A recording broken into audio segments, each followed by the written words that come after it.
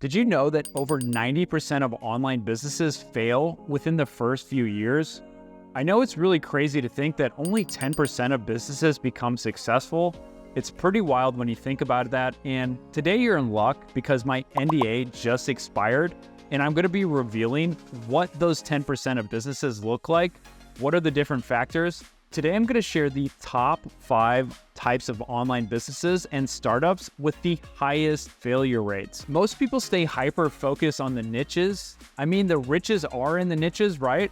But I'd argue that the type of business model is almost more important than the actual niche for a number of reasons. And today I'm going to explain exactly why these businesses fail and the knowledge you need to avoid these pitfalls. But first, for those of you that are new to the channel, my name is Mike Swigunski. I'm a best-selling author, TEDx speaker, and I've gone on to build multiple 6, 7, and 8-figure online businesses.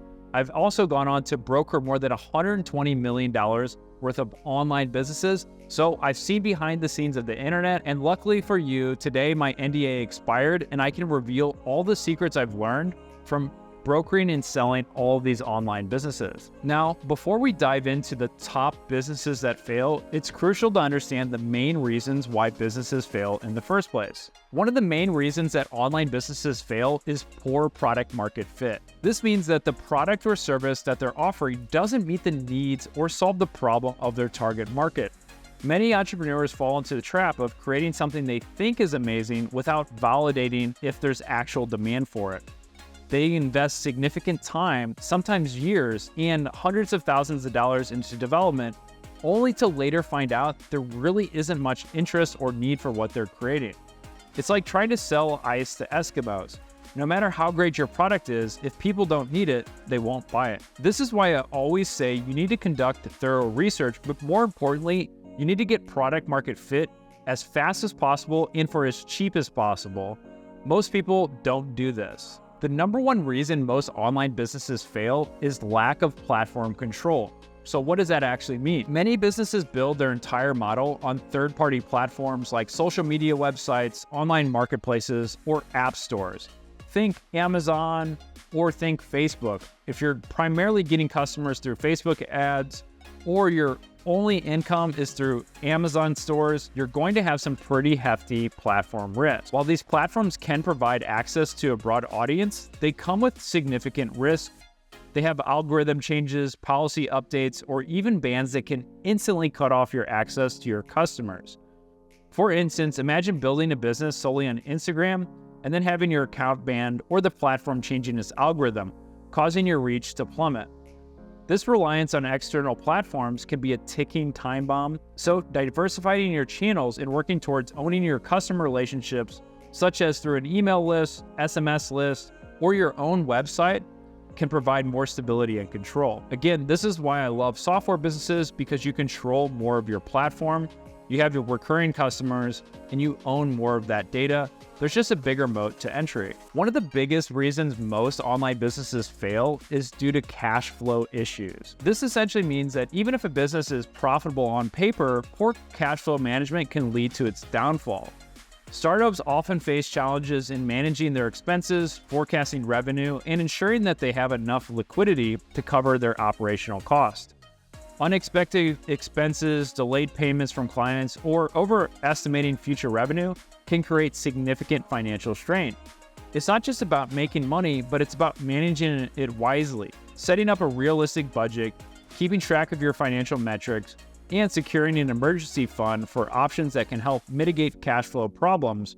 Remember, running out of cash is one of the quickest ways to shut down a business. This is why I recommend that all businesses have at least 6 to 12 months of operating capital. This is going to allow you to be on the less risky side. If you want to be on the more risky side, I would say at least 2 to 3 months of operating capital. So now that we understand why businesses fail, what are the 5 most common businesses that actually fail? After helping buy and sell more than $120 million of online businesses, this one business is the most common failure rate that I've seen. The business I'm talking about is e-commerce.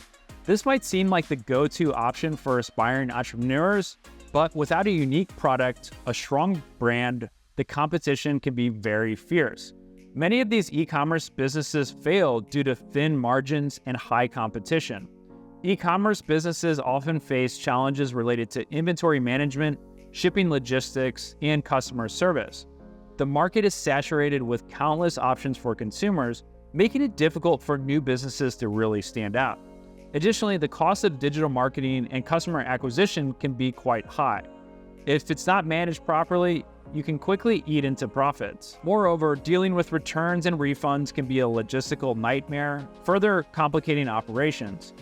Most successful e-commerce businesses typically have a very strong brand presence, a loyal customer base, and official operational processes. They also adapt quickly to market trends and continuously innovate to stay ahead of competitors. The difference between a good e-com brand and a bad one is you're going to have some moat around your product. That's why unique products that you can sell are always going to do better than the other hundreds of people trying to slap a logo on a product from China and selling it online. These products don't have a moat because anybody else can do that. After helping sell thousands of online businesses, this is the one that I also see fail the most.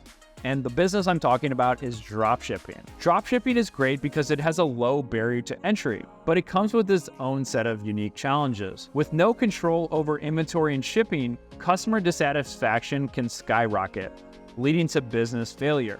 The dropshipping model relies heavily on third-party suppliers, which means any issues with the supply chain management directly impacts your business. Delays, low-quality products, and poor communication from suppliers can really harm your reputation. Additionally, the profit margins in dropshipping are often pretty slim, as you're competing with many other sellers selling the same exact product. This leads to price wars and lower profit margins. So to succeed in dropshipping, you need to find reliable, unique suppliers, offer excellent customer service, and perhaps, most importantly, market your products effectively to stand out in a crowded marketplace. Again, you're going to notice a recurring theme here is if you're able to have exclusive supplier relationships, have a huge margin on being able to sell those, fast shipping times, that's going to be the signs that you probably have a good dropshipping model. If anybody else can go ahead and get the same products on AliExpress and sell those instantly without any barrier, you're going to have a very short life cycle, and this is why so many of those businesses fail. One of the most common business models I've seen fail over the last 6 months is with content and affiliate websites. Content sites can generate extremely passive income, but they require a massive amount of traffic to be profitable. Google algorithm changes and high competition for ad revenue make this a risky venture. Content sites rely on high-quality, engaging content that attracts visitors to keep them coming back. The reason that most of these businesses failed in the last 6 months is due to a huge core algorithm update with Google, which took some sites that I know personally making hundreds of thousands of dollars a month to making less than a few thousand. Imagine your income going from $100,000 a month to just $1,000. What would you do and how would that make you feel? This is why I don't like content sites, because there's too much platform risk and Google has so much control over the success of your business. Algorithm changes by search engines can dramatically impact your traffic overnight, while shifts in ad revenue rates and affiliate rates can also impact your income. So instead of having one platform risk, you essentially have two. For example, most content sites are monetized through ads with Google or affiliates with Amazon.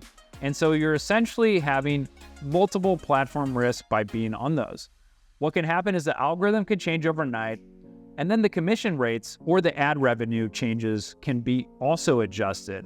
So you can go from making $2 per click on your ads to making $1 per click on your ad. You can go from making 15% on your Amazon affiliate revenue to making 5% on your Amazon affiliate revenue. Then you have to worry about the Google algorithm updates. However, there's still a lot of successful content sites out there. But again, this is one of the most common business models I've seen fail in the last 6 months. One business model that fails the most might surprise you, and you probably have hundreds of them on your phone right now. And what I'm talking about is apps or applications on iOS or Android. Now, I want you to think about, when was the last time you spent $100 per month on an app? When was the last time you spent $10 or $20 or $30 per month on an app? It's probably pretty rare. Again, that's why iOS or Android apps are one of the business models that I see fail the most. Developing an app might sound like a great idea, but without a clear monetization strategy and a strong user base, Many apps fail to generate enough revenue to sustain themselves. The app marketplace is highly competitive with millions of apps available across various app stores. Standing out in this crowded space requires a unique value proposition, excellent user experience, and effective marketing. Additionally, app development and maintenance can be extremely costly and time-consuming. Many app developers underestimate the ongoing costs associated with updates, bug fixes, and customer support.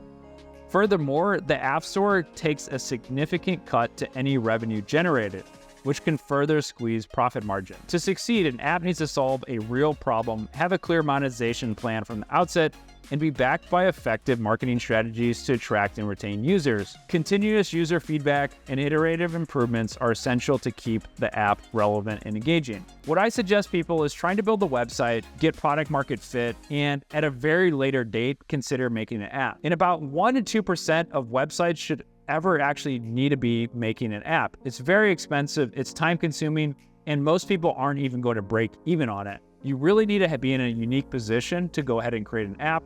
And creating a website can be 1,000 times cheaper and faster, and you can get that real product market fit a lot faster without having to spend years and years and hundreds of thousands of dollars building an app. Most people don't know this, but when you're shopping on Amazon, you're actually supporting a small business. Most of the products on Amazon are owned by small business owners, or what is called Amazon FBA businesses, which means fulfilled by Amazon. Essentially, these people are buying products from China or somewhere else in the world, delivering it to the Amazon warehouses in the US or Europe, and then when you buy something from Amazon, it's being sent from their warehouse directly to the consumer. Again, Amazon FBA businesses are one of the highest failure rates for a number of different reasons. There's a lot of high fees, intense competition, and the risk of your product being copied by competitors, which can lead to high failure rates. There's a pretty high barrier to entry, meaning you need to invest a lot in ordering inventory, getting that stored on Amazon, and you have a lot of worries about, did you send enough inventory to Amazon or did you send too much? Because if you sent too much, you're gonna be hit with fees from Amazon, and if you didn't send enough, when your product gets sold out, your competitors are going to move in and start taking a lot of your profit. Additionally, the competitive nature of the platform means that successful products often attract copycats, leading to price wars, which really reduce profitability. A lot of these price wars come from Chinese manufacturers who can undercut you every step of the way. There's also risk to relying too heavily on one platform. Changes in Amazon's policies or algorithm can drastically impact your business. To mitigate these risks, it's essential to diversify your sales channels, build a strong brand, and continuously innovate your product offerings. Excellent service and maintaining high product quality is also crucial for long-term success. The main reasons I see Amazon and FBA businesses fail is due to copycats coming in and really pricing them out. Again, how long can you keep this business from being unprofitable? Because if they have a lot of money, if they're able to get their products cheaper, they essentially can do this for 6 to 12 months and drive you out of the marketplace. So again, these are the 5 most common businesses that I see fail. So you might be wondering, what are the most common businesses that are successful? I'm going to leave a video up here that talks about some of the most profitable online businesses and a few of my favorite types of online businesses in general. Thanks for watching. If you found this video helpful, make sure to hit that like button, subscribe for more tips on how to build and scale online businesses. I'll be putting out new videos every single week, and I'll see you in the next one.